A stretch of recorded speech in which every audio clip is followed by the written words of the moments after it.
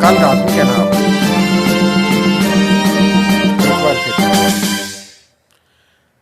بسم اللہ الرحمن الرحیم. ایک نئے پروگرام کے ساتھ آپ کی خدمت میں حاضر ہیں. ایک دفعہ پھر سوشل میڈیا انڈر ریسٹرکشنز ہے.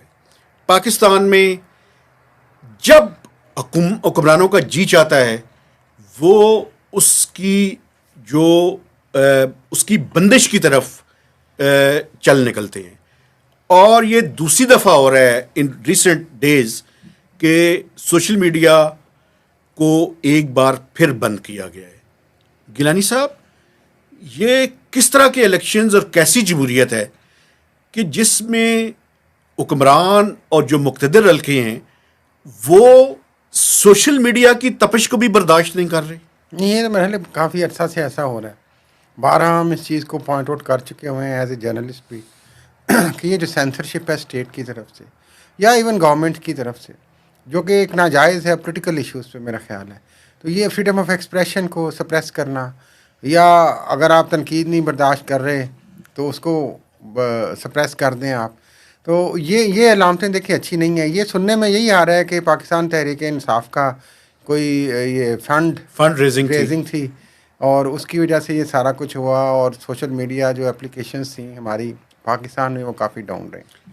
اس سے پہلے بھی آپ کو یاد ہوگا 2-3 دفعہ ایسا ہو چکا ہوا ہے، اور کئی لوگ تو وہ بڑا شوگر سے لکھ رہے تھے.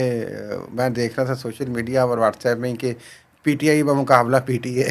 تو یہ چل رہا ہے پاکستان ٹیلی کمیونیکیشن. ایک ویسے میں بات کرنا چاہتا ہوں، ہم پچھلے دنوں ڈاکٹر عمر سیف کی تعریف بھی کی ہے. جی، میں چند ڈاکٹر عمر سیف کے پروجیکٹس میں آپ کو بتاؤں گا، لیکن ایک ان سے گزارش بھی کرنا چاہتا ہوں.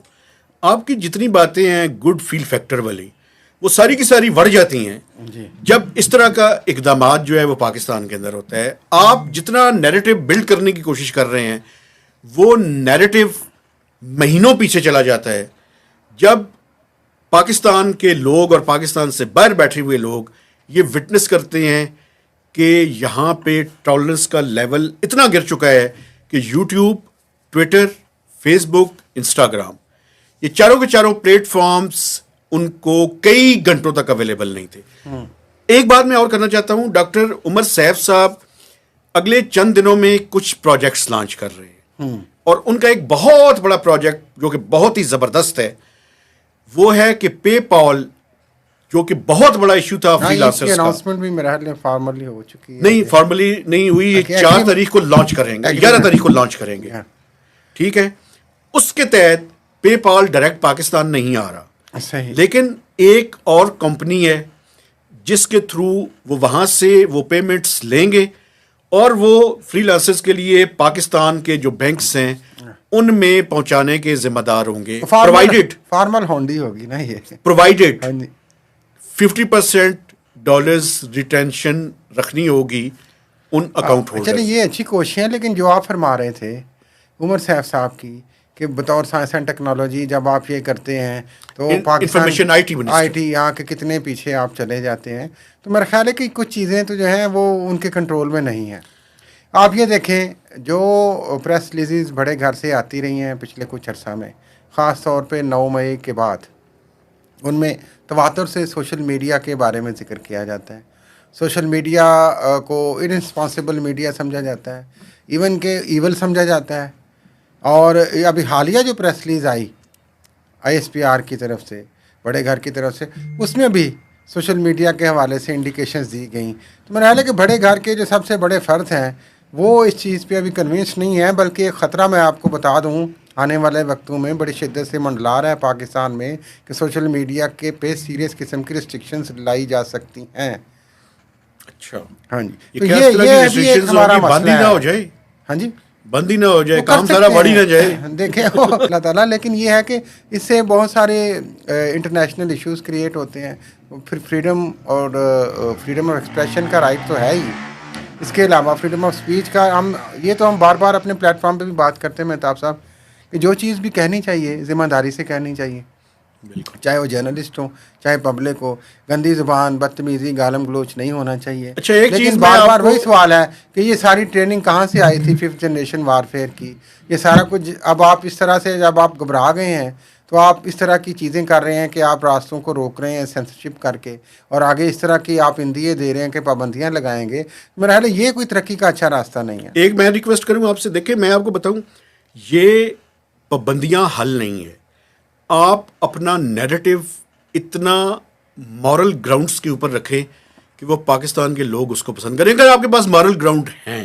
اور اگر نہیں ہے تو اپنا راستہ تبدیل بالکل. کریں. ایک اور ویسے میں آپ کو بتاؤں، ایک پروجیکٹ بڑا ضروری ہے وہ بھی بتانا، کہ یہ جو موبائل کمپنیز ہیں پاکستان میں، یہ آسان قسطوں کے اوپر موبائل سیٹ فراہم کریں گی. زبردست. امریکہ کی طرح یہ اور یورپ اور یہ برطانیہ کی پروجیکٹ طرح. بھی اگلے چند دنوں میں جو آئی ٹی کے منسٹرز ہیں یہ لانچ کرنے والے. یہ تو بڑا اچھا ہو جائے گا. قسطوں پہ دیکھیں وہاں پہ کیا ہوتا ہے امریکہ میں، جی بالکل ناظرین، کہ آپ $200 دے کے تو $1500 والا موبائل بھی لیتے ہیں، اس کی چھوٹی چھوٹی قسطیں دیتے ہیں، پھر بالکل. آپ کا انٹرنیٹ کا پیکج ہوتا ہے، اس کا فون کا پیکج ہوتا ہے اس کمپنی کے ساتھ، اور وہ 4-5 سال کا ایگریمنٹ ہوتا ہے. تو یہ ایک اچھی چیزیں، انلیس کہ یہاں پہ مہتاب صاحب میں عرض کروں گا کہ پاکستان جیسے ملک میں یہ چیزیں جو بڑے انڈسٹریلسٹ ہیں یا اس طرح کی کمپنیز ہیں وہ ایکسپلائٹ نہ کریں، جس طریقے سے ہمارے لیز کی کاروں میں ہوتا ہے، جس طریقے سے ہمارے لونز میں ہوتا ہے.